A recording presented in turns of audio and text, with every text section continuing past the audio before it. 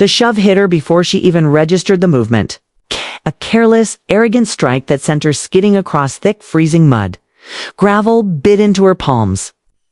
For one heartbeat, the world shrank to the taste of dirt, metal, and cold. The soldiers who pushed her laughed, sure of their place in the hierarchy, certain that consequences were myths.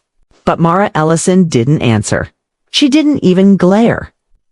She stayed exactly where she'd landed, and her silence unsettled them more than any outrage ever could. Their laughter thinned.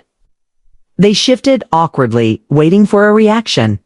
Instead, she placed a steady hand in the mud and rose with a calm so precise it felt like a warning.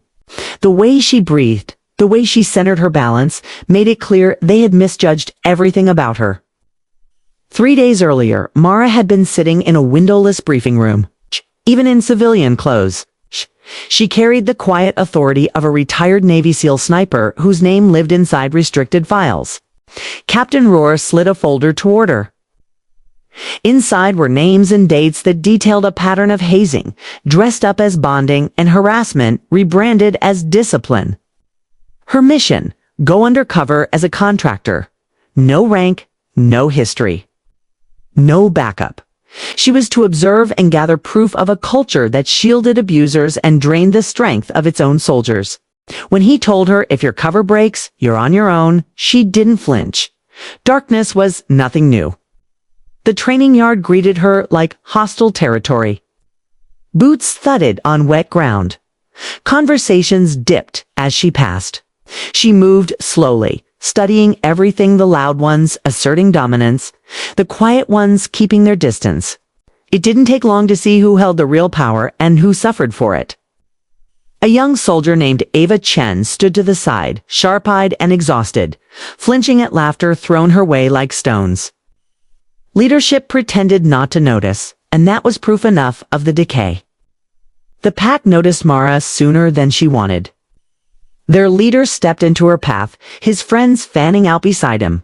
The questions started small, mocking, invasive, meant to degrade. She didn't back away. She simply existed calmly in the space they tried to control. The tension stretched thin. And that's when it snapped. The shove, the mud, the sting of blood, laughter like breaking glass. And officers glancing over, then looking away. But someone else was watching. Ava lifted her phone with shaking hands, filming what she'd seen too many times. Mara stood, wiping mud from her cheek.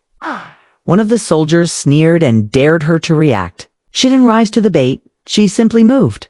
No wasted motion. Years of controlled precision guided every strike. One soldier hit the ground before he understood what happened. Another folded from an elbow he never saw coming. A third swung and ended face down in the mud. The last was dropped with a movement so efficient it barely looked violent. The yard froze in disbelief. As officers rushed in, she showed her credentials and the air shifted from certainty to shock. They finally understood who they had cornered. In the evidence room, Mara sat opposite the senior officers. Ava stood beside her, gripping her phone like a lifeline. When she pressed play, the silence was deafening.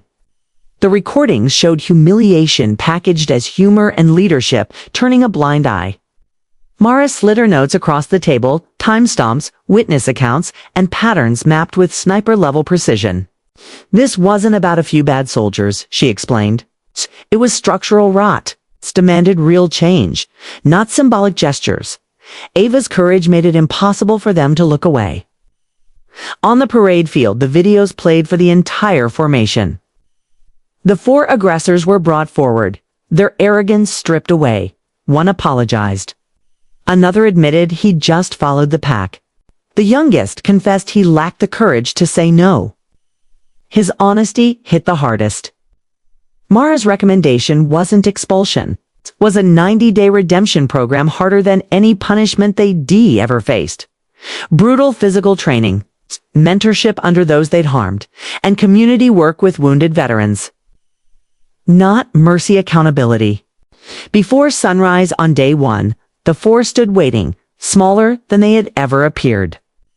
The program pushed them past their excuses and stripped away their defenses.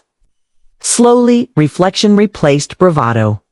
When new female recruits arrived, the four were the first to step forward and guide them. Ava joined them, her confidence earned through endurance. 90 days later, the four stood on the graduation stage, their posture transformed. They earned their place not by erasing what they'd done, but by owning it. Mara watched from the back, her mission complete. She turned one last time to the yard where it all began, remembering the moment she rose from the mud. Mud doesn't break warriors, it reveals them. Thanks for watching.